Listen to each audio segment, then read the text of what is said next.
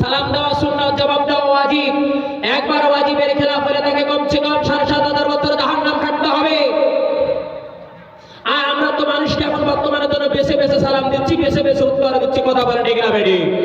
এটাই হচ্ছে কিয়ামতের আলামত। কথা বলে ঠিক না বেটি? আমরা টেকাওয়ালাদেরকে সালাম দেই, রিক্সা ঠেলাগাড়ি ভ্যান চালকদেরকে সালাম দেই না। কথা বলে ঠিক না বেটি? অথচ তারাই হালাল খায়। ঠিক না বেটি?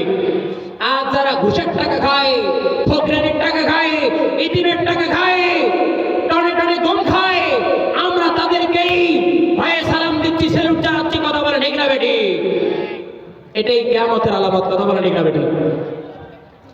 আমার ভাইরা, রাসূলের কাছে সামকে সাহাবায়ে কেরামরা প্রশ্ন করলেন, ইয়া রাসূলুল্লাহ আইয়ুল ইসলামে খায়রা? রাসূল, ইসলামের মধ্যে কোন কাজটি উত্তম? আমার রাসূল বললেন, 2টা কাজ উত্তম। সবাই বলেন কয়টা? জোরে বলেন, শুনি নাই। রাসূল বললেন 2টা কাজ উত্তম। আইয়ুল ইসলামে খায়রা? ক্বালা তুঈমুত তুআম ওয়া তাকরাউ আলা সুলামান আরাফতা ওয়া মান লাম তারিফ। রাওয়াহুল বুখারী। আল্লাহু আকবার। আমার বলেন সাহাবীরা, ইসলামের মধ্যে 2টা কাজ উত্তম কাজ।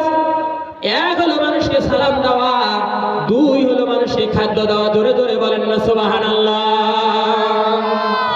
এক হলো মানুষকে কি দেওয়া? সালাম দেওয়া।